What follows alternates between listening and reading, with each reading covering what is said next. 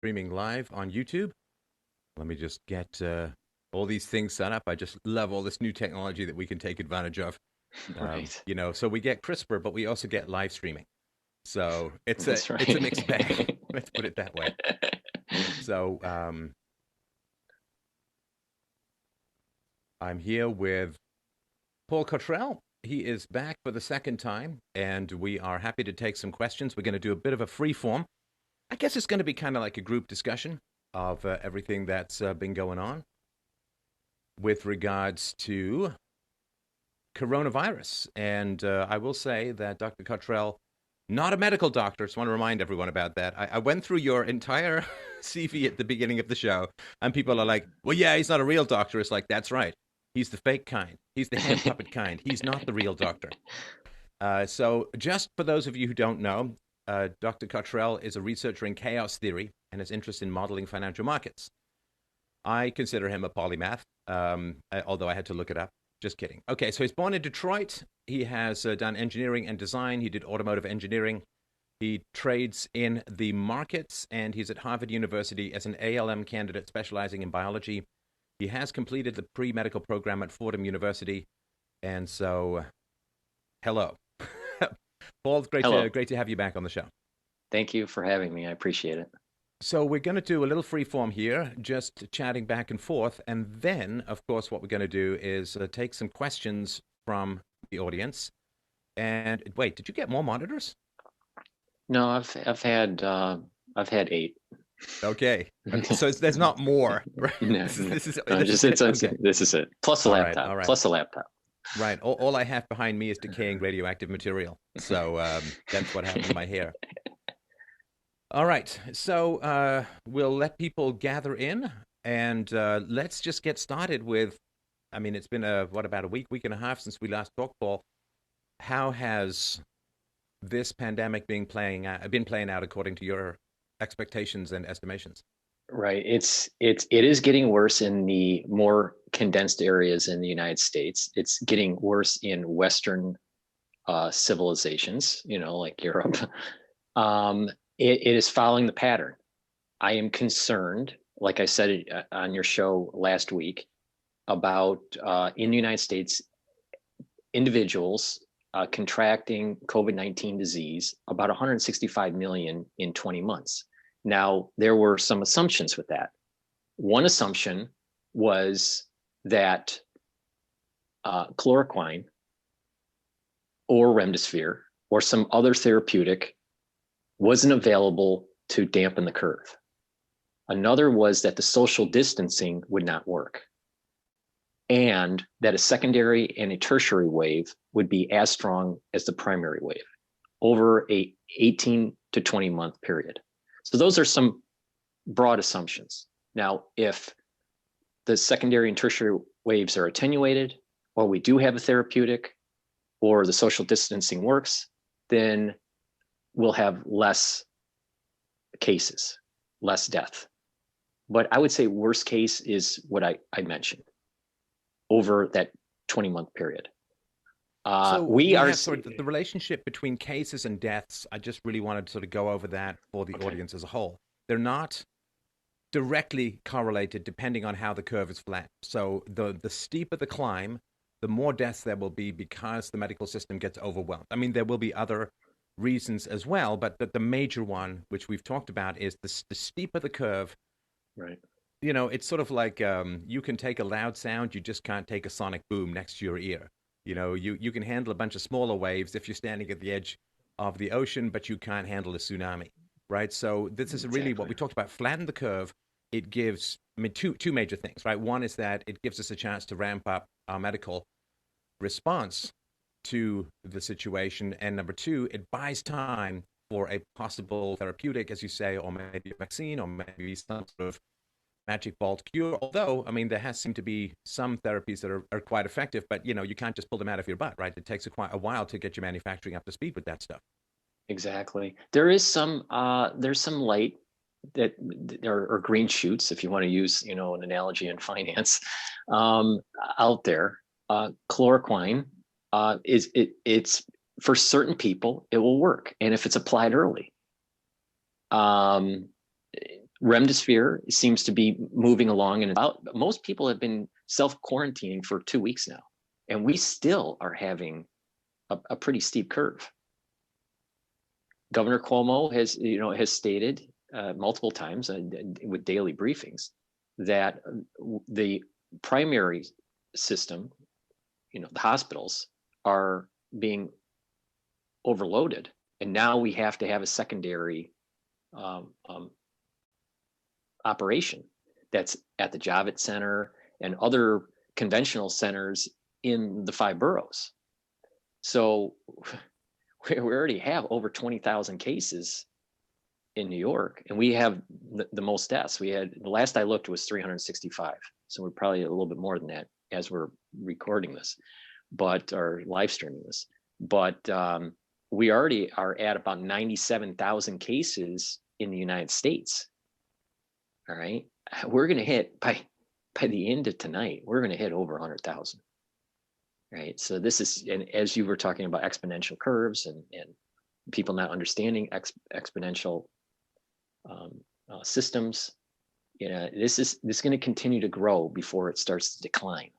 And this is why it's so important. I was watching Steve Bannon's show. He has a show, it's actually pretty good, called War Room Pandemic. And he has guests on, and he's taken it from different pillars also, as on my show too. But what he said today, I thought was really important. It's to the spirit of Americans. And he said, don't flatten the curve, smash the curve. We need to be more aggressive in stopping this, because if we just try to have manage the curve or manage decline, a lot of people have heard that term in terms of moving jobs overseas, manage decline to Asia in terms of economics. If we just manage the curve, we're going to actually extend this out farther in terms of the pandemic and also the economic damage. But if you smash it, if the pain is acute at the very beginning, what I call the 40 days and 40 nights, then the economic damage will be less. And the chances of having a more, a steeper secondary and tertiary wave will be reduced. But I think a lot of people, they're getting antsy. They want to go outside. They're getting, they're just like, I can't stand it anymore. And I get it. It's tough, but it's going to be worse if we don't stay quarantined, if we're not in shelter in place, we're going to extend this problem out. And people need to be aware of that and the importance of trying to smash the curve or dampening the curve. Well, this is something, philosophically speaking, this is a very, very powerful moment in the West, because we've been living on this drunken delirium of infinite resources. You could really say since the Federal Reserve, but certainly since the end of the Second World War. We've been living on this fantasy that we don't have to make compromises, that we can just have everything and the kitchen sink, that there isn't any need to balance things. Now, of course, a foundational principle of economics is all human desires are infinite, all resources are finite. So we've had this funny situation where people have gotten so used to politicians being able to promise everything. We can have a welfare and a warfare state, and we're not going to raise your taxes enormously because it's all done through debt. Now it's like a toddler. So when, like a silly little family story, right? So I took my daughter to a museum many years ago. She was like 3 or 4, right? And there was one of these 19th century drawing rooms, but it was behind glass. And there was a little rocking horse in the room. And she wanted to go see the rocking horse, right? And she started toddling or trotting towards it. And I said, whoa, whoa, whoa. But she didn't listen, and she ran into this glass. It didn't really do any harm or anything like that, but it really startled her. And that moment of like, whoa, where's our magic wand? What do you mean we have to make compromises? What do you mean there's a balance between economic productivity and the spread of, like, why do we have to make tough decisions? And this, seeing everybody kind of reconfigure their mental attitude to this reality, there is no solution. We can balance our priorities. We can say, okay, well, we'll allow a certain amount of infection and we'll gain a certain amount of economic activity. Or we dial down the infection, we dial down the economic activity, which itself has life costs and problem costs and all sorts of issues and stresses and so on. And so to me, it's like this very strange wake up to reality, that we're out of the psychotic delirium where no tough choices need to be made. Like, what was it? I think it was Cuomo who was saying, we never put a price on human life. What a load of crap. That is absolutely not true. Have you never heard of insurance or the fact that we limit speed on highways to what, 70, 65 miles an hour, whatever? Yeah, you bring that down to 5 miles an hour, you save 35,000 deaths every year in the US, but then you cause more deaths because it takes forever to get goods everywhere. So sorry for this long rant, but I've really been sort of mulling over that stuff I've been yelling at that has been kind of drugged out of people's minds by debt and manipulation and crushed down interest rates and all of that and money printing. It's like, oh, we have no spine for tough decisions, and that's kind of a weird thing when we've, at least those of us who've known this is coming, at least in one form or another, been warning about people for years.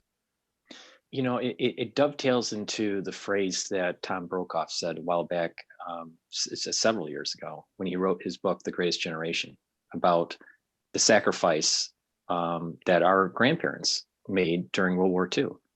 I don't see the same backbone in the contemporary generation in North America. They don't have the same backbone.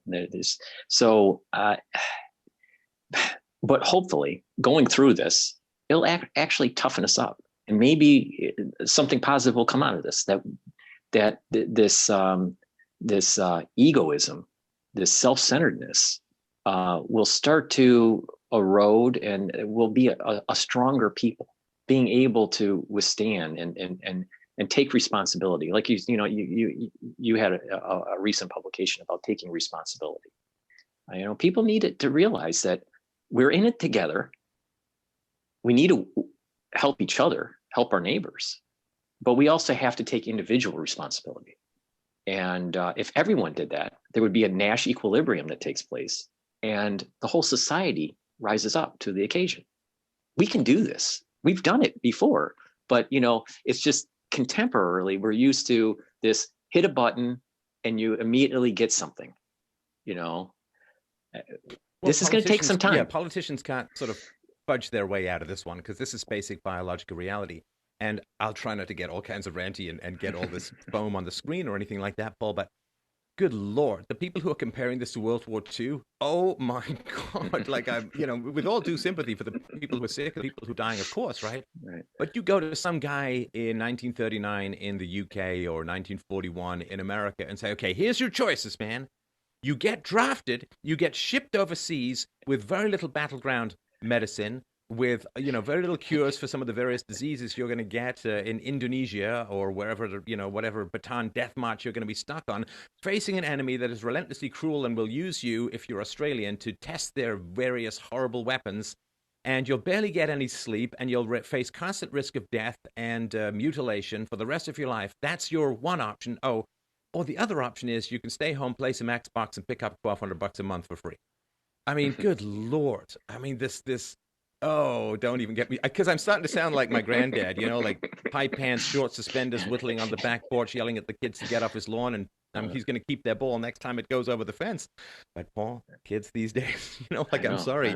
Maybe it's because I was raised by a generation that went through World War II, and I knew all of these stories and these realities. But people got to recognize, man, you're made of stronger stuff than you think.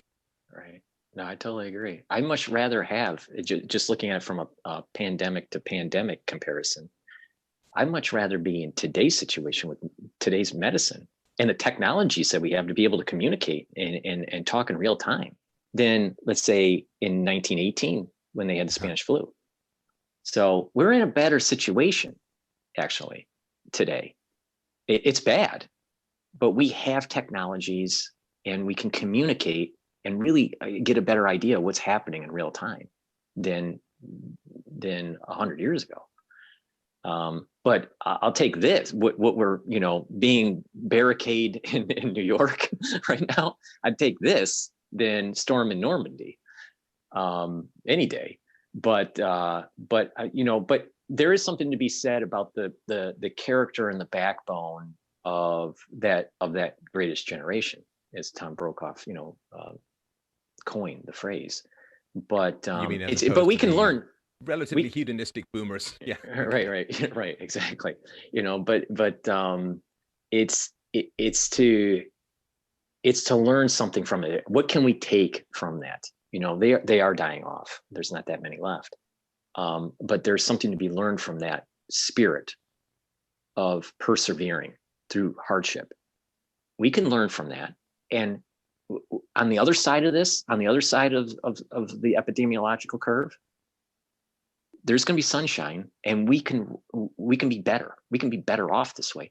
But we have to work together, and we have to make sure that the powers that be, whoever they are, aren't taking advantage of the situation and eroding our civil liberties. Well, sorry to laugh because it's not funny, but you speak about that like it's some sort of future occurrence. And It's happening right now. You can see these tentacles of power reaching out from the scurvy foreheads of the golem-like power-hungry politicians at every single moment. It's so bizarre. It's like we're in a building, the foundation is cracking, the walls are creaking, and people are like, "Hey man, what can I get from I'm going to root through the drawers and see if anybody left any money behind." They're just grabbing for all of this stuff right away, and it's absolutely repulsive. Boy, you see that mask coming off. The crypt keeper face of hungry power, the vampires in charge, and you've got governors ordering doctors not to provide life-saving medications to people, and you have people calling, of course, for the UN to temporarily adopt one world government policies to deal with this. Yeah, no, I remember, Paul, back in 1917, not directly, of course, not quite that old, despite what some of my listeners believe. I remember back in 1917, in Canada, income tax was introduced, you see, as a temporary measure. And of course, there's nothing more temporary. You want to make something eternal? You want to make something infinite? At least until mathematics collides with money printing, just make it a government program. So that is really staggering on two sides. One, you've never seen this much discrediting of mainstream organizations, from the media to the World Health Organization to many governors to, just academics and so on. You've never seen this much discrediting at the same time as you've never seen this much of a power grab. That's very true. And just recently, when they were trying to pass that bill in Congress, Nancy Pelosi had written in the bill that parts of it were struck down before it went for passage, decashing in a digital dollar. And the mechanism was, well, this was going to be the quicker way to reach people instead of issuing checks. All right. And many people do direct deposit through the IRS. So they already have a connection to our banks. So you didn't need the digital dollar. So, but some people don't do that. But they were taking this as an opportunity to decash, which, as you know, leads to a whole set of new tyranny that's very dangerous. Now, my concern is that it'll pop up in another bill. See, in the United States and in Canada, just because you knock down the bill doesn't mean it starts to rear itself up again later down the road, because they're probably going to need one or two more stimulus packages while this happens. And if people start to fall asleep, or they start to feel more and more pain and their cortisol levels continue to rise, they're going to say, just give me something, government. I don't care what it is. Just give it to me and let the pain go away. And that's the concern I have with what I call the Bio-Patriot Act, where they're going to take this event and erode more of our civil liberties. Maybe our gun rights. You've probably seen this. You got Bill Gates in an Ask Me Anything talking about implanted chips to show that you've got some kind of. I'm sort of off the top of my brain. So if people in the audience or people who are on YouTube, if you know this better than I do, I just read this in passing. So if you have more details, feel free to break them out. But people are spitballing, half cyborging us in the name of public health, and it's like, that's got to be a hell no from anybody with half a spine. I saw a 1 hour discussion with one of the presenters, organizers for TEDx. He was interviewing Bill Gates, and it was about for an hour. And he was talking about his foundation and how they were speeding up test kits, where the thought was it would be self-test. They would issue them out. It would protect the healthcare workers because it's self-test, and the results wouldn't be shipped, but would actually be displayed, similar to a pregnancy kit. And it would determine if you're positive for COVID-19 or not. I like the idea, but he did mention in that interview where you wouldn't be able to go back to work until, you know, you have papers that prove that you're negative for COVID-19. So it leads us into that discussion of social scoring. If you don't meet certain criteria, you can't get a job. This is dangerous. Well, of course, they're going to start it with a pandemic where people are like, well, sure, I don't want to be around somebody coughing half a Snickers through their nose in the next cubicle. They're going to start it with something that's, because what they always do, right? They started deplatforming with Andrew Anglin of the Daily Stormer, who no decent person liked. And it's like, well, he's so unlikable. I don't want to stand on principle with that guy, right? Mm-hmm. And so they're going to start with someone where, well, you don't want to get sick, right? So we got to put these rules in. And then, you know, come on, we all know how this plays. It was something that you'll accept. These rules, this is slippery slope argument. It's not even an argument anymore. It's like saying, does a rock roll down a hill that's at 80 degrees? Well, of course it does, right? So what they're going to do is they're going to start with coronavirus, and then it's going to be other things. Then it's going to be, did you get your flu shot? Did you get your vaccinations? Have you had your teeth checked? Did you bathe this morning? Did you use Listerine?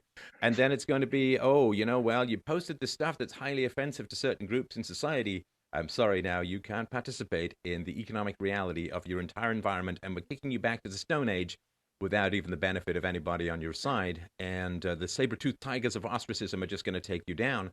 And that, to me, is the big danger, is that people will, in a panic, as you say, they will accept curtailments of liberties for the sake of the greater good.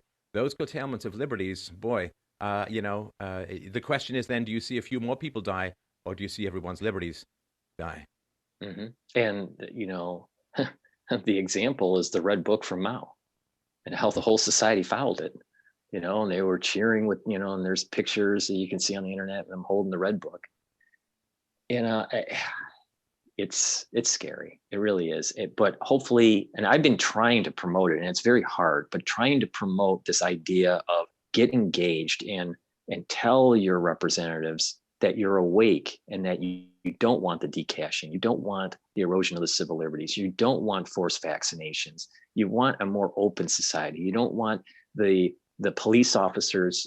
And this came up on Glenn Beck's show 2 days ago. Canada and the United States has a lot of has two major manufacturers of drones, and the police officers in Canada and in the United States are ordering these drones. Now, why do the police officers need these drones if this is going to be somewhat a short-term thing? No, it's going to be a never-ending drone program that they'll expand over time. And it was beta tested in New York City during New Year's Eve. They used drones to surveil Times Square. So it's just like people just need to wake up and say, no, our police officers, yes, need to be supported and they need resources, but they shouldn't be armed like the military. You know, they shouldn't have tanks, and they shouldn't have, air defense weapons, Well, no, so but to be fair, it is an airborne virus, and I'm fairly sure that a sniper bullet from a drone will take it out on its path to whoever is disobeying the local social rules. Yeah. Now, so okay, let's tinfoil it up for a second, and I say that knowing that that's a prejudicial face, and also while I'm touching my face. But anyway, okay, I haven't left the house, so unless it's burrowing in through termite holes, I think I'm okay. So I've heard these stories online. I have not dug into them in great depth, and I apologize for putting you on the spot. If you haven't either, we can just move on.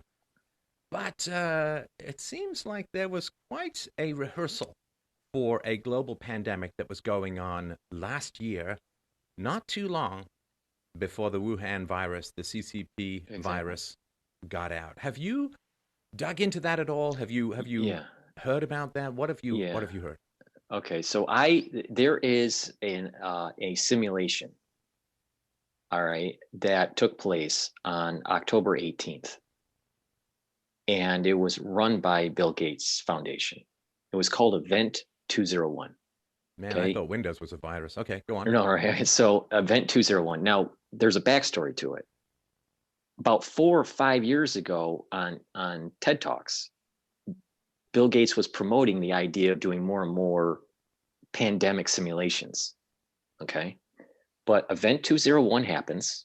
It was, I don't know, I think about 10 hours long, something like that, 5 hours long. I only saw, there's two videos. There's the full movie, if you want to call it a movie or simulation. I saw the 15-minute Cliff Note version, right? And they basically had a panel of experts, quote experts, all right, and military personnel and CEOs from important companies, kind of like almost like a Bilderberg kind of situation. And they said, well, there's going to be a coronavirus in the world, and it's going to start to affect the economy. What do we do? And they're playing the simulation out, kind of like Dungeons and Dragons. If anyone's played Dungeons and Dragons or some No, role playing never game heard like of it that. myself, Paul. Come on, that would be way too nerdy for me. Yeah, I actually was the Ninja Master. So yeah, that's true. So when we were kids, we played it a lot. So but something like that, where you do this role play, and they had a lot of things that they were suggesting in the simulation were happening today, and they suggested about 65 million worldwide would die from this, and it was a coronavirus, and that was in October of 2019. No, And that's the a first month. To me, that's a month before this thing kicked off its merry-go-round. Exactly. So We're going to put coincidence that in the what or are the not odds category. right? Like what are the odds that people who eat bats not coronavirus, even when Wuhan is 600 miles from the local bat colony, although it does happen to be the home of China's only level 4 biocontainment facility? Like, what are the odds? Exactly. What are the odds that they do a pandemic exercise or simulation with 65 million deaths 1 month before the category of virus that they talk about actually gets released? Now, to be fair, like in the movie Pandemic, they talk about a coronavirus. There's a Dean Koontz novel from the early 80s that talks about coronavirus. So it is a fairly big and easily spreadable category of viruses, common cold all the way through to COVID-19. But nonetheless, it is one of these things that does make you go, Now, I try not to get sucked down these rabbit holes, because what happens is you're never going to get the facts. Like whoever knows these facts has either had their mouths sewn up, or they've been tossed into an incinerator, or they were Jeffrey Epstein's cellmate or something like that, right? So you're just not going to find out the facts. But it certainly does make you go, that seems like more than something you would bet a lot of money on. All right. It's fishy, definitely fishy. And when you look at the research, if you're diving into like how this was engineered, and you can see it in the research papers as they were moving on and building up what they call pseudo viruses.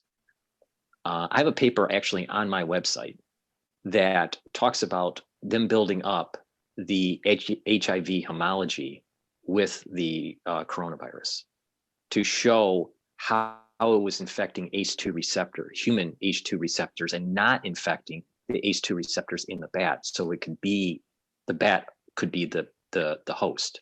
Okay. And the research paper is on my website, and one of the authors of the paper is one of the key builders of this virus that I proposed, and his name is Dr. Piang Zhao. And what is really interesting, that kind of dovetails into kind of the conspiracy of what's going on, is there may be a cover-up from the leak from P4. And the reason why I say that there is a cover-up, no matter what. I'm sorry, I'm putting my reputation for such as it is on well, the line. I appreciate that you're a mathematician and you want to put your hedge bets in. I have a history degree. All right, so I'll go all in. I'll go. All right, I'm going all in. That's the dividing line. You're very caveat, right. and I, for once, am not putting caveats in. Go on. Okay, I'll go all in. All right. All right. And this is what I'm saying. I'm saying that there was a bioengineered virus. Okay. And there was another virus that bifurcated in the lab. That was a black operation, and it happened in 2015. So there was two bioengineered lines, one for weapons and one for science. Okay. And I think that the Wuhan virus is the bioweapon that leaked out. And the RATG13 was the scientific line.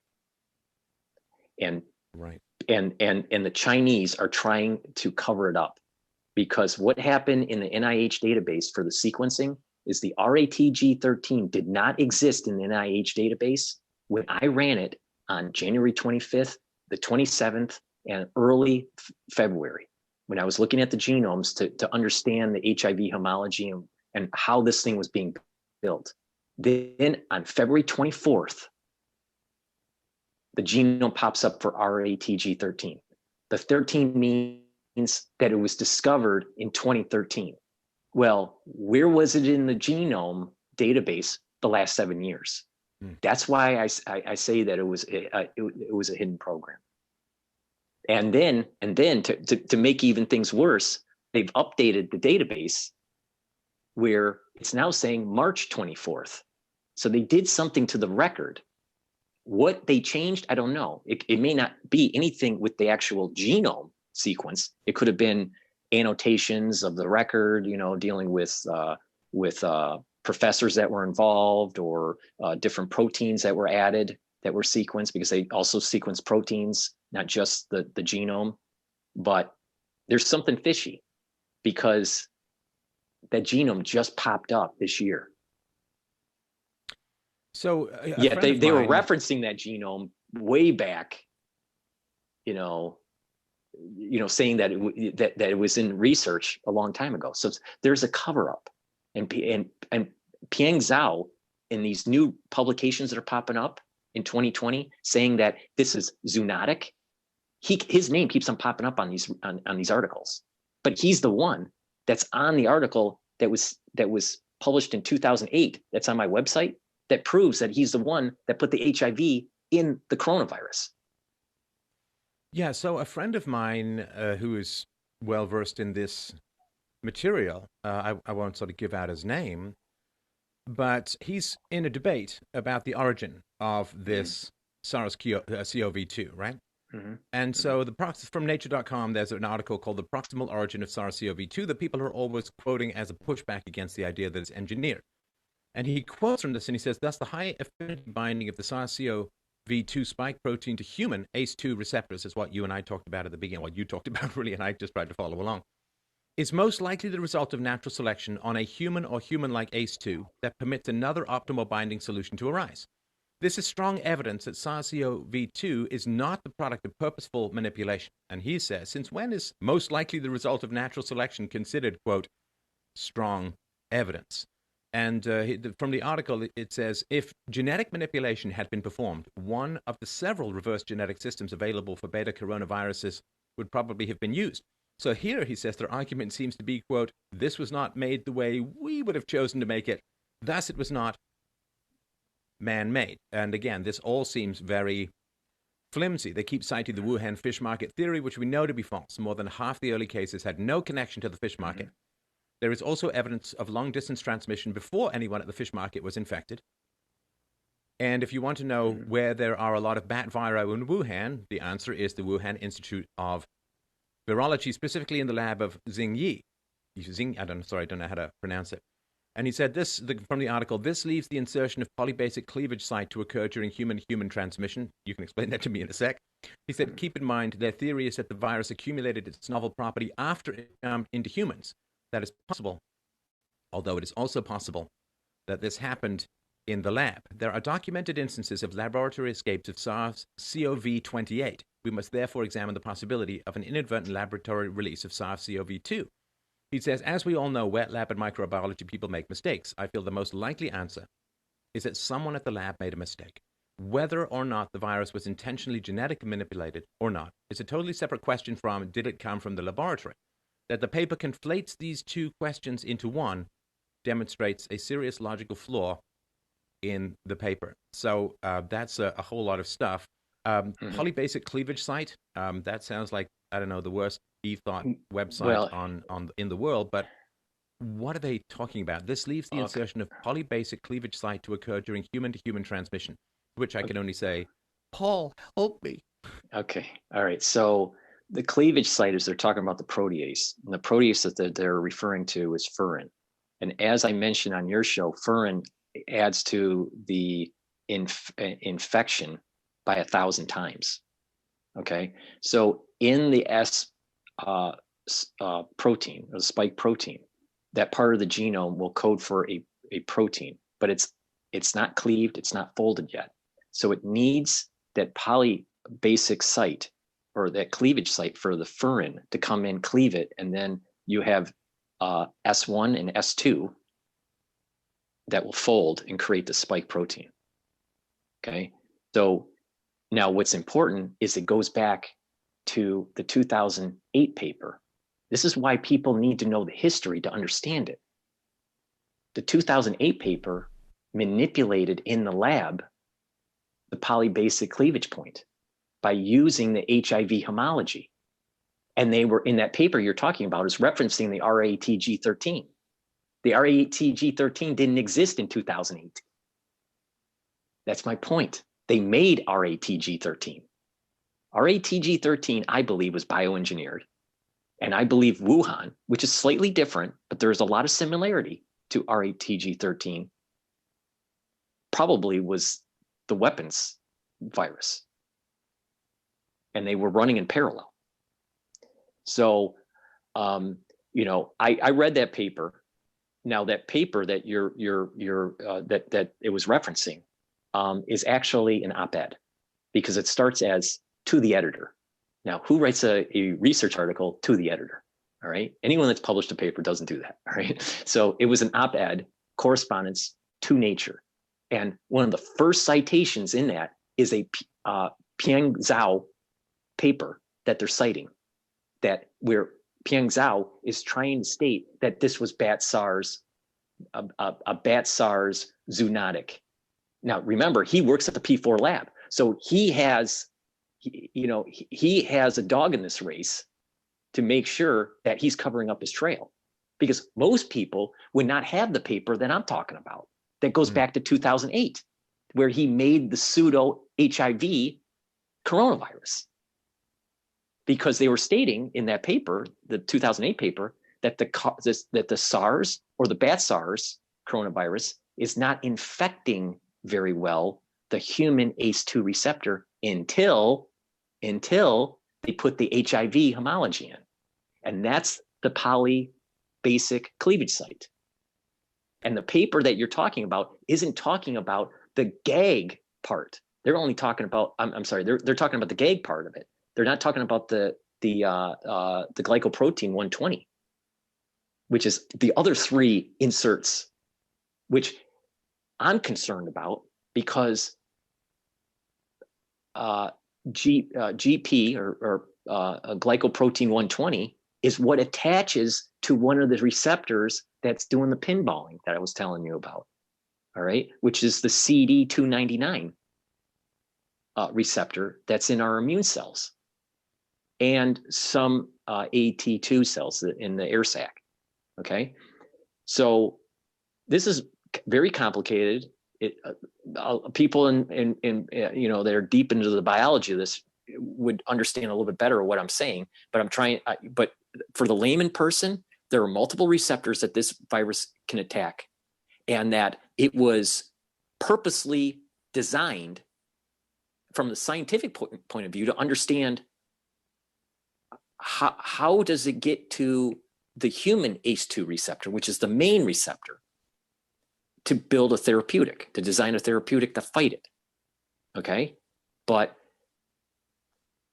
it looks like in around 2015, it bifurcated and became, and another line was designed that was probably a weapons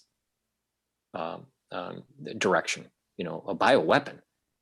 And there's some proof on this that proves this bifurcation point, because Dr. Boyle is stating that. So like a lot of people were saying, well, Dr. Paul Cottrell, he's saying that it's a bioengineered, and Dr. Boyle was saying that it's a bioweapon.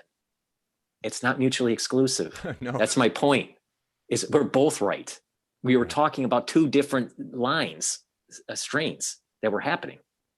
And it's a little scary on what's happening. And it would show that if you were to make a weapon, don't you want it to pinball? Don't you want it to? It's a weapon against the economy. I mean, it's not a weapon against people primarily. It's a weapon against the economy. And you don't want a weapon to kill people quickly because that's not as bad for the economy as we talked about before. Now, let's talk about wait. So let me one last point. I interrupt people all the time. Please feel free. The CD209 and the CD299 receptors, they're upregulated in Caucasians, not Asians, and elderly. Well, if you want a weapon, that's it. Okay, so this is the race or ethnic susceptibility. Yes.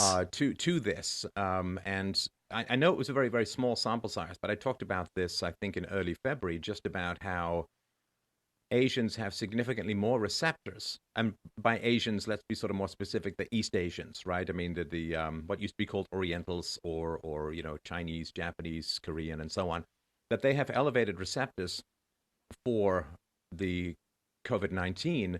And this is one reason why they tend to be more susceptible. But of course, you're putting the category of the elderly in that as well. Is that right? Yeah, but here's the play. They get sick first. They get the antibodies. It starts to attenuate away from the ACE2. Yes, ACE2 is more upregulated for male, possibly more male Asian. But as it attenuates and moves towards the CD299, we get infected. They already have parts of the antibody. So what I'm saying is that the CCP has more resilience, more antibody, while the Western nations are sick.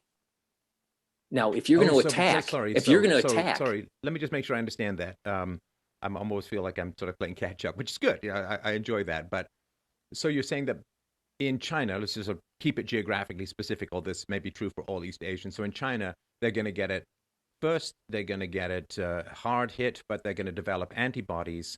But as it moves, say, to Caucasians, which would explain why America, somebody just posted in the chat that America is over 100,000. Now that the deaths in America have now exceeded that of China, even though China has a more primitive economy, more primitive healthcare. It has, some fairly nasty practices when it comes to eating and personal hygiene and so on, that you're saying that as it moves from East Asians to Caucasians, that there's going to be an uptick in the virulence of the illness. And the duration. Because they want to move and control the first island change by 2025.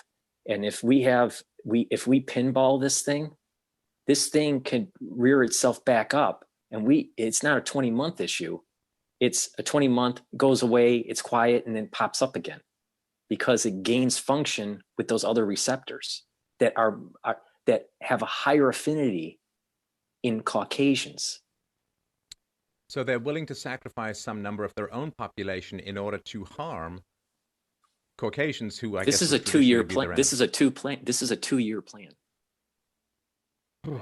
So, okay, so let me just run. Okay, so the way that I look at this, and play me out with be kind, play out the scenario with me. So the three categories that I sort of look at this event at, to analogize it to the criminal justice system, is we look at accidents, manslaughter, and murder, right? So the accident is, hey, it really did just come from bats. It was bad luck. Nobody had any clue. It spread. We're all in this together. That's the accidental scenario. Now, the manslaughter element is that it got out of the lab. The government didn't know how. They didn't track it. They didn't really. So there's negligence, but it's not first degree, right? And the first degree is it's a weapon. We're going to specifically release it. We're going to keep our airports open. We're going to influence the WHO, like the World Health Organization. The guy was largely put in by the CCP, right? The head of the World Health Organization. So we're going to suppress how dangerous it is. We're not going to let the people come in to examine it. And so to me, the question, and it's a really, really important question, is it accidental?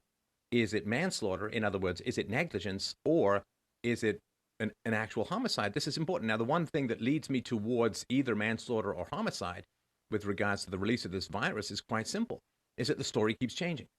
Because first it was the bats, and then, to some degree, the Wuhan fish market, and then they pivoted when this started to become disproven, and the data came out that a lot of the early infections had nothing to do with this Wuhan fish market. Then they pivoted and they said, no, it was the U.S. The U.S. Army was over here, and they're the ones who did it. And this, to me, the fact that the story keeps changing, well, that's kind of what you'd expect from a guilty person. I just keep pointing fingers until something lands. And that seems to me very important. What I would want from the Chinese government would be exactly what somebody suspected of either homicide, maybe second degree or first degree murder, or manslaughter. You got to open your books, man. You got to let people come in. What they should be doing, of course, is letting independent evaluators go in to the Wuhan biofacility, and they should have open books. It should be, power of subpoena documents and depositions. It should just be all an open book. But they're not doing any of that. And now that the virus is outside their borders and spreading throughout the world, China, what have they done? Well, they have closed their country to foreigners. Can you imagine? That to me does not look. This to me looks exactly like you would expect a guilty person. How exactly you would expect a guilty person to behave. Exactly. Can you imagine if we could, if they admitted, or the WHO said, we have found proof that they leaked out, either accidentally or on purpose, a bioweapon, not just a scientific bioengineered virus, but a bioweapon. Exactly. And it would be one of the greatest acts of war that has ever been initiated in the history of mankind. Yeah, exactly. Now, if it was, like I said, there was a scientific line. There was multiple scientific lines, not just in Wuhan. There's around the world. But there was a bifurcation that had a bioweapons component to this, a line. Okay. I can't tell you for sure if it was on purpose, that bioweapon leakage, or if it was on accident. If it was on accident, like you said, it's manslaughter. If it's on purpose, then it's first degree murder. But the thing is that deep down, it does matter, but it does matter big time. But when people need to realize, and we do this even in our governments, we have weapons programs that are secret, that people don't know about, that can hurt a lot of people if it is accidentally leaked out. All right. And we need to have a larger philosophical discussion on who's watching the watcher, who's making these decisions. No one. Nobody can watch the watchers. Yeah, I mean, exactly. We can talk about democracy all we want, but if people don't know, they don't know, right? Right. So I mean, we're building up these weapons programs that could kill everybody. And I just these generals are almost out of control. But the good news is that the world has been spending trillions of dollars and decades of scientific intelligence trying to figure out how to alter the temperature in 100 years by 0.2 degrees. So that's where we've been really focusing our efforts. And of course, the big fear, this is what drives me nuts about the intelligence establishments, pretty much as oxymoronic as you can imagine, like military intelligence, but you got to pick one, right? Instead, what have they been focusing on? Well, they've been focusing on nukes. Basically, since the Rosenbergs gave the secrets to the Soviets in the 50s, I think it was, right? Or late 40s. So they've been focusing on the leader of North Korea and his nuclear program and weapons of mass destruction in Iraq. Meanwhile, I mean, China is basically cooking up a combination of Satan's armpit and the witch's brew from the beginning of Macbeth for decades. Hello? Yeah. Anybody notice this? Yeah. We got Chinese scientists working away in labs, ferreting and pushing God knows what information and samples back to China. It's one thing if they're ripping off a Justin Bieber CD. It seems quite another when they're taking Western expertise in bioweapons or bio-horrors back to the homeland. Sorry, right. I didn't even know what the question is in that rant. I just needed to get it off my chest. You got it right. You absolutely got it right, 100%. And it's just like people need to wake up and say, hey, we need to have a say as citizens on what our Defense Department is doing, because if something goes wrong, we're talking about now chaos theory here. It's a rare event, but when it does happen, it's catastrophic. Look, the cost benefit calculation is not even close. Like Right. the cost benefit calculation, why are people, it leads me down a complete rabbit hole because, of course, the Georgia Stones, we got to get the population down to 500 million, the radical environmentalists slash communists who want to depopulate the planet because they saw the Matrix while stoned one time too many. Like, there's literally this group of people who wish and desperately thirst and desire, a bunch of sociopaths who thirst for the deaths of billions and billions of people around Yeah. the world because, I don't know, they view humanity as a cancer and you've just got to irradiate that mofo off the face of the planet. And it's like, I mean, how many of these people are in power? I mean, what is it? Just pedophiles and genocide maniacs? I mean, is that all we have ruling us? Sorry, I don't know. There's not It's even a no, no, question no. I there mean, either. But that might be the case. But I take it from being the Detroit auto engineer type, and it's like society as it grows will have problems, but we can engineer solutions. It doesn't mean that you have to have mass calling. Whatever the good. social, I'm glad we're on the same page as far as no mass culling. We'll call that the yeah. title I of the mean, show. but it's idiotic for people to think that you have to like reduce the population radically. Um, we're not even using proper agricultural techniques to feed the world. Not even close. I mean, it's very rudimentary how we do farming right now. There's lots better technologies in permaculture and getting better yield per acre that we could easily feed many times more than what we are now. But people don't think like engineers or system engineers. People think I've very really been. linear. I got so much good stuff out of engineers. Engineers like this special autistic breed of like Vulcan based robots of truth, because Right. I got so many great arguments from engineers that really helped wake me up to how dangerous this was. Okay, let's switch gears for a sec. It's not much of a gear, I guess, and we'll get to questions from the audience. I just Okay. wanted to point out just how enjoyable it is to me that Paul is so much more popular than me on my own show. It's great. It's great. Well, I guess people are looking for some expertise, which is great.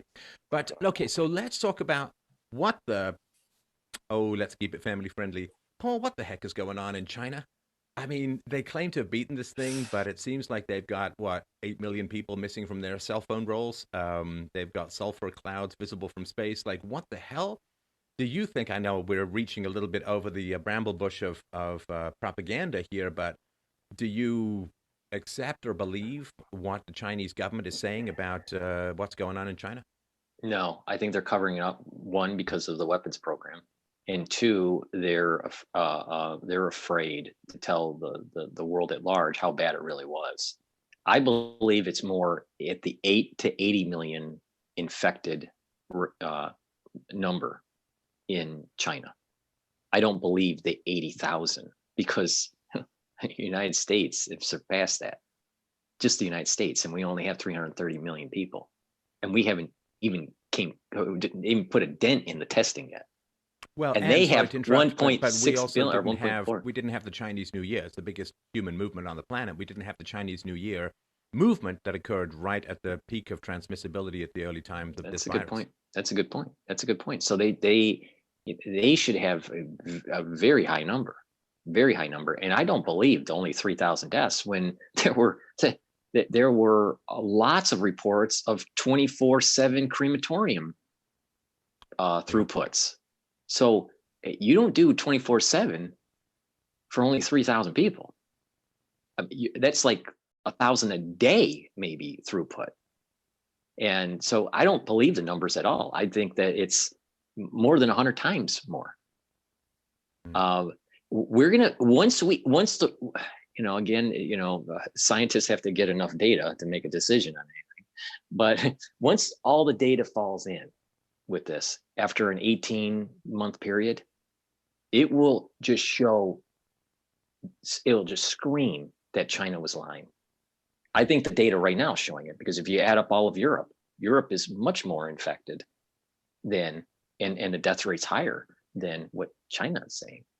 So I just, with the population densities in China, like you said, the Chinese New Year and the spread of that, there's no way that they contained it. Now, Bill Gates, during that 1 hour TED Talk interview the other day, he was praising China, saying that, because of their totalitarian regime, that they could lock down everybody and they flatten that curve really fast. I don't believe that. I don't believe it whatsoever. And it's sad that, he's propping up, just like the WHO is, and saying China's so great. And I think when everything's said and done, when all the dust settles, we're going to see that China lied and they were trying to cover up a weapons program. And, that hopefully people will wake up and say, you know what, no more Chinese products. I like the Chinese people. I have a lot of Chinese friends, but the CCP is destroying this world, literally. And, no more economic help. We built the United States literally built China for the last 30 years. And we bought their cheap products because we wanted to import deflation, and we shipped our jobs overseas. To counter the money printing. Yeah. So, well, you know what? Let's bring them back. Let's bring those jobs back.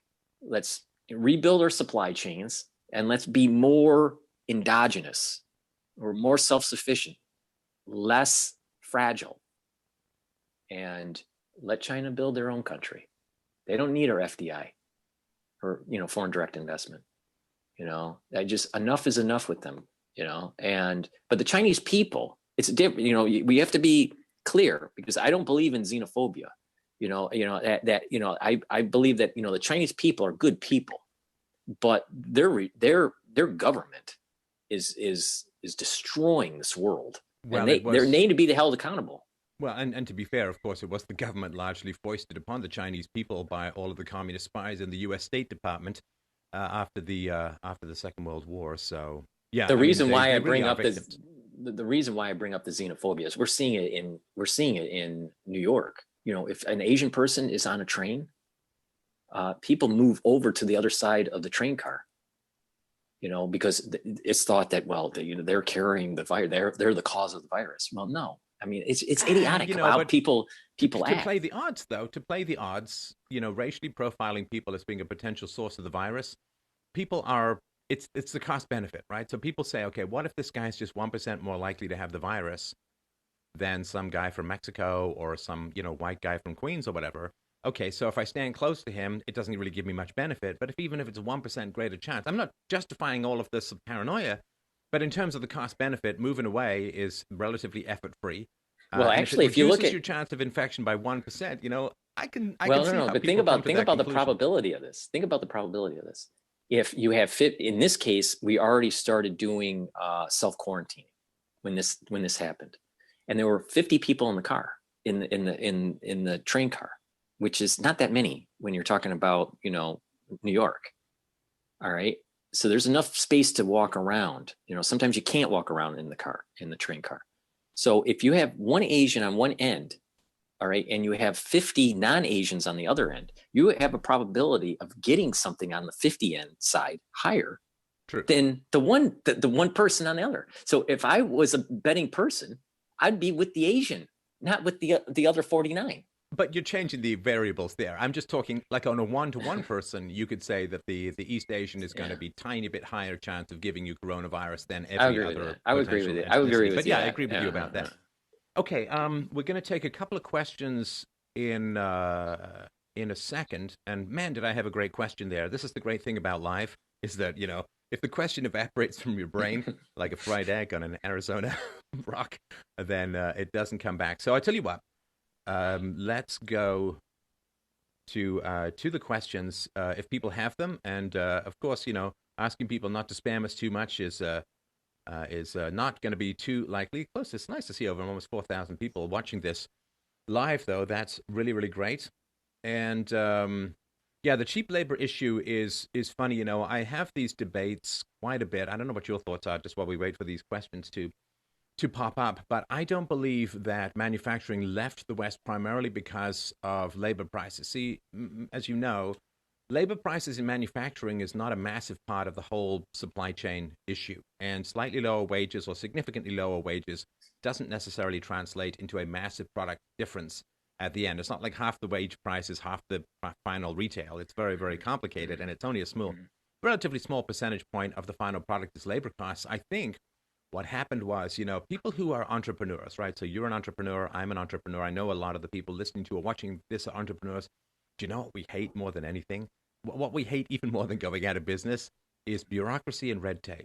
Oh man, can you imagine? Like if I had to apply and taxes and taxes, yeah, no, okay, I get that. But if I had to apply, as may be the case relatively soon, if I had to apply for a stack full of permits to be able to have a conversation with you, I'd probably go do something else. And you can see, of course, that the most economic growth tends to occur in the least regulated markets. Like I could go and co-found a software company, be chief technology officer with having no degree in computer science, just being a hobbyist since I was like 11. So there was no regulatory barrier for me to go and get done what I needed to get done.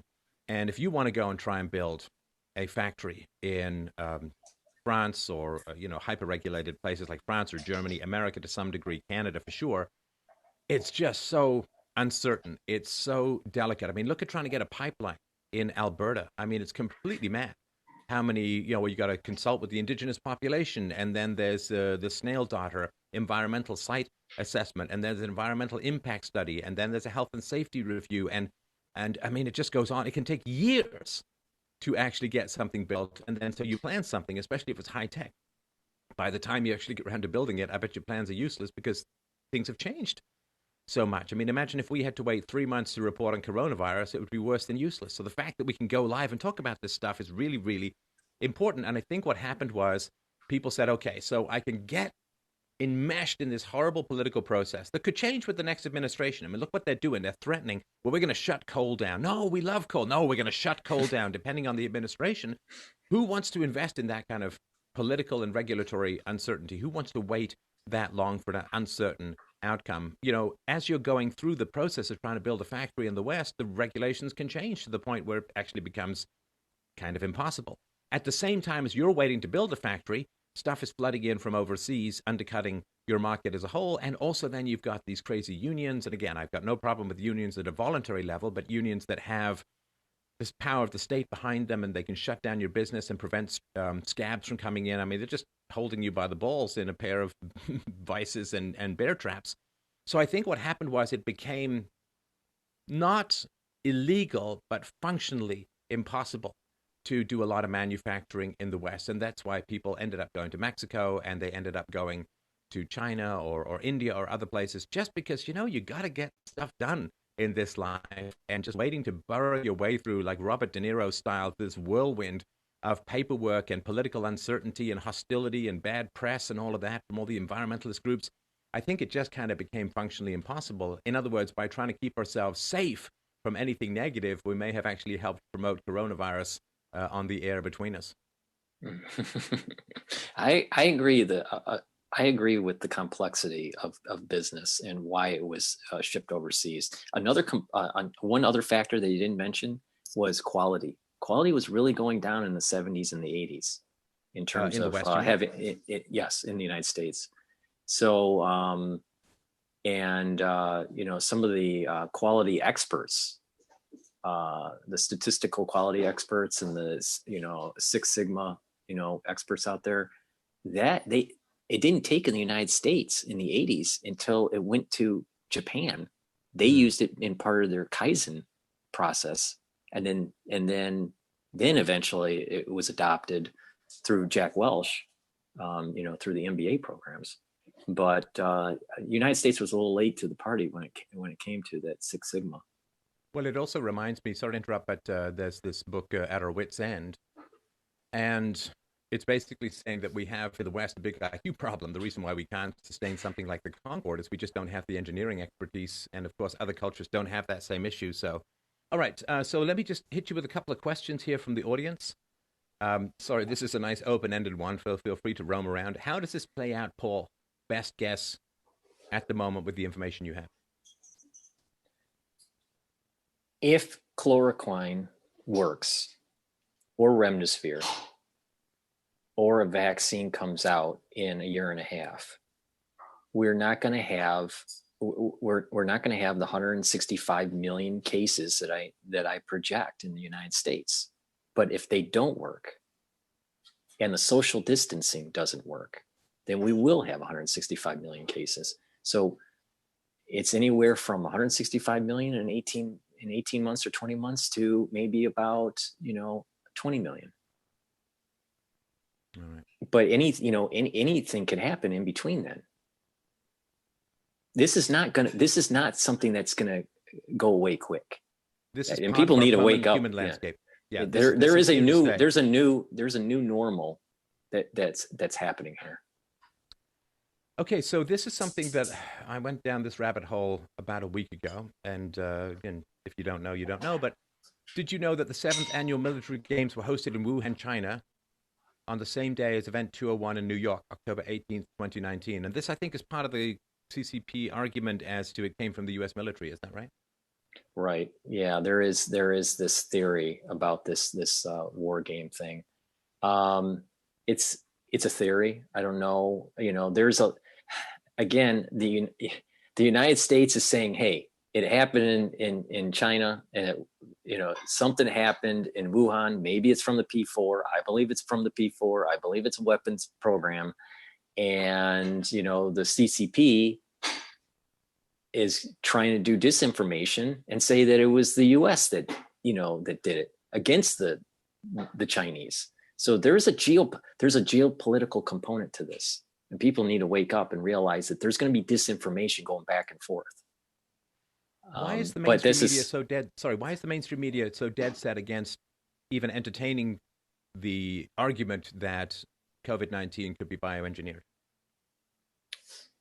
Well, I think that it opens up, that deep state, that black operations that are going on at so many different levels. I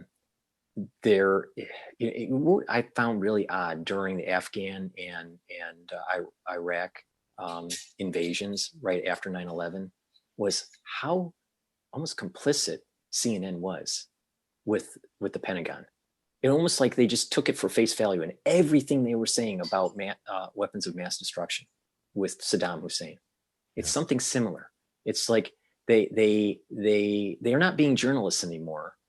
They're being told what to say. They're teleprompt readers. They don't investigate stories anymore. And then on top of it, the Chinese have infiltrated our industries here. They're part of the advertising. I mean, China owns Hollywood. So yeah, people say, why are the celebrities not coming out and doing charity contests? Is because they don't want to kill their access to the Chinese market. Exactly. So here's an important question. Sorry, like the others were. That's got to be so this is the latest. This is the latest hyper important question. Okay, stop with this fear mongering. And I know fear mongering is not an argument, but it is a reasonable perspective to discuss. The statistics are being reassessed, so I think that this is in relation to the. Okay, so let me just do a minor correction here. So I talked about this in my live stream yesterday, that some of the estimates that came out of the Imperial College in London went down from 500,000 dead down to like 20,000, right? So that's significant. It's a significant drop. And yet the fact of the matter is that this was a range, and the high end was with no social distancing and so on, right?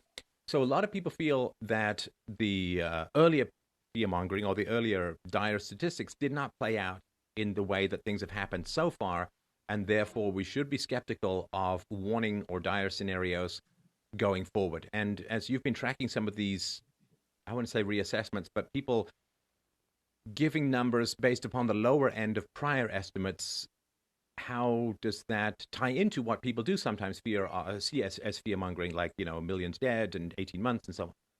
Well, I think it's very important that any model, it's based on assumptions. And you've mentioned this on many, many videos about simulations. Anyone can simulate anything, and it's what the parameters you put in, right? And this was talking about global warming, actually. But in this case, I've stated that I believe that the numbers are going to be high if certain things happen. And that's if the social distancing doesn't work, if the therapeutics don't work as well, that we don't get this, if we get a new gain of function, it'll cause a problem with the receptors. And the health demographics of the United States is poor. That's a fact. All right.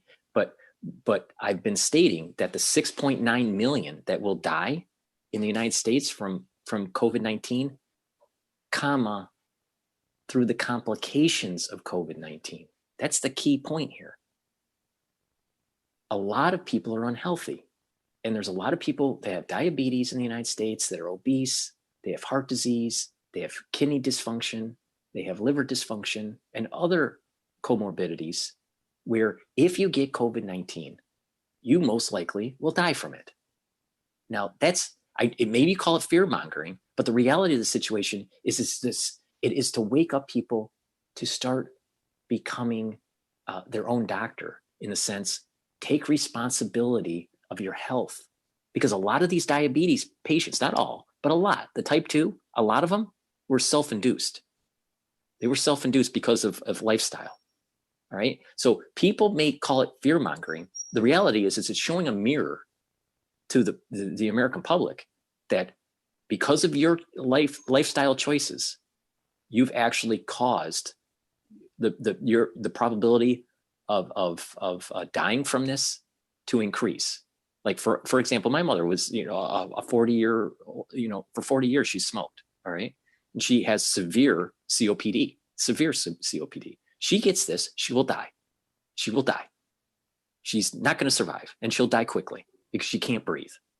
All right. Those are facts. Those are those are facts. That's not fear mongering.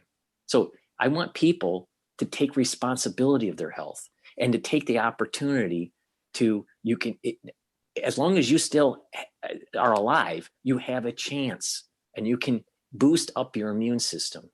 And there's lots of ways to do that by eating properly and take, proper nutrition and all that. So it's not fear mongering. Fear mongering is like, everyone's going to die. And you don't give me the reason, right. And there's nothing we can do. Right. It's like, the sky's falling and all that. That's not what I'm saying. I'm saying that if you prepare and you do proper procedures, proper protocol, you have a better chance of surviving through this. But if you think that, if you just say this is just the flu, then people aren't going to pay attention with the social distancing and the shelter in place, and the infection rates will start to increase. And we will not bring down that curve and smash it like we were talking earlier. So you have to state that this is very important to do, that this is a dire situation, to get people engaged, to pay attention. See, this is, you have to sound the alarm to get people to wake up. So let's talk about the comparisons that are being, I wouldn't say thrown about, that's kind of a dismissive phrase, but the comparisons that are being put in are to do with H1N1, swine flu, and so on, and saying, well, look, we've had these things before and infected millions of people. There were tens or hundreds of thousands of deaths, and we're freaking out over a road we've traveled before without freaking out. So what justifies the freak out now? This was bioengineered. H1N1 was zoonotic. Ebola was zoonotic. The Spanish flu was zoonotic. MERS was zoonotic. SARS was zoonotic. This is the best of both worlds. And I've mentioned multiple times why. They took the best of the replicase and the best of the spike protein, spiked it up with HIV homology, and you got a bioweapon. That is the problem. And if people keep on thinking that this is just zoonotic and this is just your average, garden variety virus, you have another thing coming. Well, that other thing could be a respirator. Okay. Right. And now people would like to talk about, and again, this is not medical advice. This is simply just opinions and perspectives, but they do want to talk about colloidal silver, which is something I've heard about, and also other treatments that seem to be showing some promise. I guess looking for a ray of hope in the entire language that we're using. Right. So there are, the allopathic the more MD route of treatment, antivirals, protease inhibitors, strong antibiotics, and the more homeopathic nutraceutical route. Okay, they are not mutually exclusive. They're synergies. But if you're sick, you need to see your doctor. But there may be a lot of people that can't see their doctor for multiple reasons, because you might have a medical system that starts to collapse. And it probably will happen in New York first. But all right, so on the homeopathic side, boosting up your immune system by taking your vitamins, vitamin C's, zincs, anti-inflammatories will help boost up your immune system, like the turmerics. They're having proper mitochondrial health will boost up your ATP levels. That's your energy levels. That can be done with NMN as a supplement. PQQ, CoQ10. These are all known to be antioxidants, immune system boosters. Proper, hydration. Filtered water. Make sure you don't have that fluoride in there, and iodine. So you have proper thyroid health, because the thyroid is really important to give you that homeostasis with your endocrine system, because a lot of Americans have endocrine disruption. But what that basically means is your endocrine system is not working properly, and you can't fight pathogens, and you just have a poor disease state. Okay, so you can do that. Now, in terms of the colloidal silver is good, but it is ionic. When it's dissolved, it's one ion, so it only has, let's say, one bullet. You can imagine it can only react once. There's something called nanosilver. Nanosilver is a tetrahedral molecule, and it has 4 oxygens attached to a silver atom. That allows it to have multiple attack points on a pathogen. All right. So what this does is not only help boost your immune system, but it also disrupts glycoproteins on certain pathogens. Okay. This is a well-known fact, and the military uses it in the field. So if the military uses it, they don't use colloidal silver, they use nanosilver. So I put my bet on the guys that are, in the SEAL team and what they use. Colloidal silver is an older technology. Nanosilver, because of how it's made, is more of a modern invention. It's much better, nanosilver. So, but if you do have colloidal and you can't get nano, colloidal will help you. All right. The thing with colloidal is that it can be absorbed in adipose tissue and build up toxicity if you're taking it all the time as a supplement. So colloidal should be only taken in when you're sick, not as a supplement. While nanosilver is excreted out of the body within a 12 to 24 hour period. All right, so you don't have toxicity, a buildup in your body like you do with colloidal. Colloidal, again, is an older technology, an older way of it. Nano is much better, and it doesn't have the toxicity problems. Okay, so good. What has Russia done right? Well, we assume that Russia did things right, because I think they're lying with their numbers. They did close their borders early. That helped. But they're also in the news building in record time a big hospital facility similar to what they did in Wuhan. So that leads me to believe that Putin has data internally that he's not sharing to the world that there's a problem in Russia.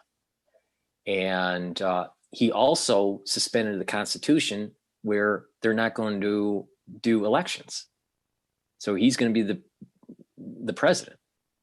So there's constitutional things going on with Putin in Russia, and the building of that hospital. If things weren't that bad, there's no reason to build a hospital, in record time. Right. And I just don't believe the numbers. So Russia's got a problem. It's just, how bad is it? We just don't know, because it's opaque. And I'm sorry to retread this, but I'm getting a lot of questions. This is from Caroline. And if you can just give the Coles notes on this, can you give more evidence of the virus being bioengineered other than that paper that was retracted talking about the 4 HIV inserts? I agree it was bioengineered. I just want more info. Thanks. And of course, I'll turn that over to Paul because it gets a bit acronymy for me. Yeah. Okay. So on my channel, if you go to January 25th and watch the videos from January 25th through February 1st, that will be a great introduction on why why it was bioengineered, how I came to that conclusion. Then on my website, you can go to the website, and there's a link on the front page, on the home page, called Medicine. That will go to a bunch of PDF files. And in one of those PDF files, it talks about the origins of the coronavirus. And if you read, many of those PDF files, it'll show you that they were slowly building this thing up all the way back to 2008. And we were talking about this earlier in this live cast about the pseudo virus they made with HIV to improve the infection on human ACE2 receptors. So those are the two main sources that you could look at. And then if you have further questions, then you can reach out to me. All right. So, yes, he's not a medical doctor. That is very, very true.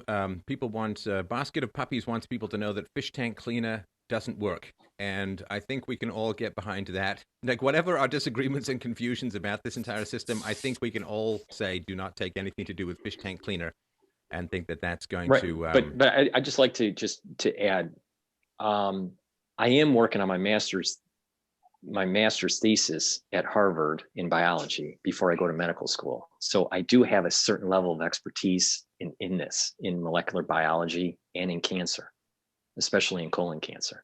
So, so I'm not just, yes, I do have a PhD in finance. So people would say, well, why would you be talking about medicine? Well, because, I am pursuing an M.D., and to get to medical school, I had to go through pre-med, and I had to go through organic chemistry, and I had to do all this, all this stuff at a master's level that allowed me to do the bioinformatics, to allow me to explain to people how these cells are working and how the endocrine system works, because that's what I learned at Harvard.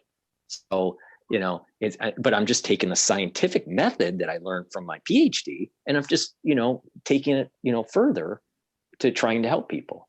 So this is the problem with people, and I think in maybe Western society, is they assume that they only know one thing, and they know, but this is the difference between a polymath. A polymath knows multiple things. I know a lot about automotive engineering, a lot. All right. Because I did that for a long time in my life, and I know quite a bit about finance. All right. And at the algorithmic and the artificial intelligence level, because of my postdoctoral work and my work at Harvard and at Fordham University in biology. So I try to synthesize all this, and that's what's unique that I bring to the table, is seeing all these different pillars. Well, quote, the experts, they're only one thing, and they have this very myopic idea.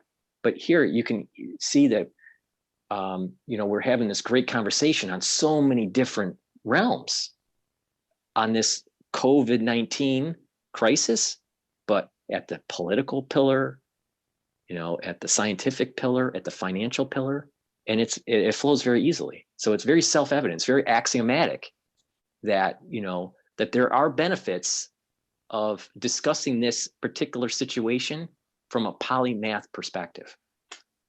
Okay. Just two more questions. I think we'll close things off. The very attractive Milo wants to know if you're married. I don't mention my private Okay, life. that's fine. That's fine. Because of obvious reasons. Yeah. Okay. Now let's close off with this question around this bailout. I mean, listen, I'll just do a tiny little thing here. I'll let you close off the show with this. The bailout is a huge problem for me because the fact that people aren't saving means that they have to have this bailout, or they feel the need for this bailout. We're not willing to take the tough medicine that this bailout would be, which would be, of course, a drop in prices, a drop in real estate values, a drop in costs. Of course, what's going to happen is people are going to get this bailout, which means they're not going to alter their spending habits. The bailout is not going to be enough to cover their costs. They could end up in a worse hole than before. And of course, even if it is enough to cover the majority of their costs, all that means is they say, hey, man, I don't need to save, because anytime there's a problem, the government's just going to send me a check. So these short-term solutions, which unfortunately late-stage democracy is completely addicted to, let's talk, or if you can sort of finish up the show, Paul, just talking about, given your finance background, how is the bailout? It's what, $2,000 in Canada, $1,200 in the US, a variety of other measures, suspension of collection of student loans and other things. How is this bailout? It's a big question, I know, but how is this bailout going to play out in the economy as a whole? If we have sustained infection in the United States and we can't smash the curve, as we were talking earlier, then we're going to have more economic pain. And $1,200 a month is not going to fill the hole. I mean, are they talking about it a month, or I thought it was a one-time thing? I'm sorry if I no, I thought it was a month. But the thing is yeah, but they're expecting maybe two or three. Keep talking, I'll check. I thought it was per month. I thought it was per month. And the thought was a lot of this money would just support the unemployment insurance. So people would have to file for unemployment, and you would get it through the unemployment. It's well north of 3 million people now, 1 million in Canada and 3 million plus in America. At least it was 3 million as of yesterday have applied for unemployment insurance. And I guess those cheap TVs don't look so cheap anymore now, do we? Right. Right. So it's $1,200 a month isn't going to fill, make everyone whole. I thought maybe loan extent. Sorry to interrupt. The plan is for individuals to get up to $1,200 and married couples to get up to $2,400 plus an additional $500 for each child. The size of a check would diminish gradually for incomes going up and up and up, but I don't think it's monthly. I think it's a one-off. Just one time? Okay. Yeah. I mean, it's even more. Don't worry, I'll go to all of the Russian bots in the in the chat room to get the true answer, but I don't think it's. All right, so let's just assume that it's just a one-off. Then it's even worse because people are not going to be whole, and it's the economy isn't going to just turn on once the infection in your area goes away. There's going to be an economic echo that's probably for 6 months or longer. Once the virus is gone, there's going to be an economic damage echo that takes place that may not heal. We may not actually see the true healing of the economy until 2.5 years from now. Mm. So it really depends on how can we smash the curve or not. If we can smash it early, then we'll be able to get out of this economic doldrum quicker. But the longer it lasts, the harder it's going to be, and the more chance, the higher probability it is that we'll have a depression. All right. And, if the numbers that I'm saying are going to happen, because of the comorbidity, the therapeutics don't work, the social distance doesn't work, that's worst case. But if that does happen, then you're seeing over 50% unemployment. It's going to take a decade or more to get out of that. So, that's worst case, and hopefully it's not worst case, but $1,200 is a drop in the bucket, and it's not going to make people whole. And I was hoping that the government was actually going to work with banks and say, we're going to put a moratorium on people going bankrupt, because that's where I think that's where the big problem is. And the thought would be you would do loan extension, not loan forgiveness, loan extension. So let's say if you have a mortgage and you're starting to get behind because you can't go to work, instead of them foreclosing on you, there's a moratorium on that, and that the banks are forced to add those back months onto the loan. And then when you get reemployed, then you just start paying off the mortgage. It's not like you start to you go back to work and then you're 3 months behind. No.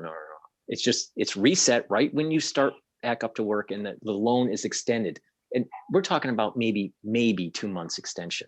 So it's not that big of a deal to the banks, really. So and they could easily. Sorry, go ahead. Finish your thought. No, they could easily institute those types of policies. So people are saying that it's $1,200 is a one-time payment, but there, of course, are increases. Some people are saying $600 a month in unemployment benefits. But of course, the government has no money. The government has, beginning of political wisdom, the government has no money. It is unable to pay for anything. All it can do is steal from the future. It can steal from those who already have money through inflation, and it can steal through debt. What I talked about was, maybe stop paying interest in all the treasuries to China, saying, hey, man, you guys, you botched up containing this thing, and you wouldn't let people come in to investigate, and you put in jail people who were trying to talk about it, and you kept all of your airports over. So sorry, we've got to take all the money we're paying to your treasuries, and we got to use it to pay our people who are sick because of what you did.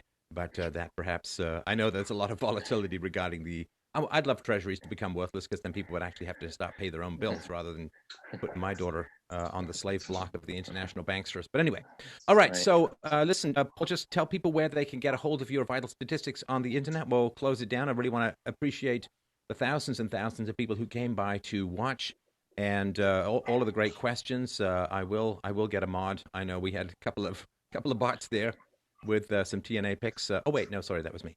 But if you can just remind people how to find your information on the internet, we'll close it down from here. And thanks again so much for your time. Okay, you can reach me on my YouTube channel. That's the place that I promote mostly my content, and that's just Paul Cottrell. I do have a backup channel called Dr. Paul Cottrell, for obvious reasons, because of YouTube and its censorship. Or you can go to my website. It's the-studio-reykjavik.com. All the links are in the description in my videos, so it's really easy. Just click the link. I know people don't know how to spell Reykjavik, and you are a polymath in everything except marketing. Just wanted to mention that, I know. I would also like to appreciate everybody who gave the live estimates of my IQ versus Paul's IQ. Very, very instructive for everyone. But okay, thanks, Paul. Hope to have you back again soon. I really, really appreciate the work that you're doing, and thanks again to everyone who dropped by. A great pleasure. Don't forget to check out my debate tonight, or I'm actually on a libertarian panel tonight on a server, a Discord server. I'll put the link in this show. A great pleasure, my friend. Thanks again so much, and we'll talk to you soon. Thank you. Appreciate it.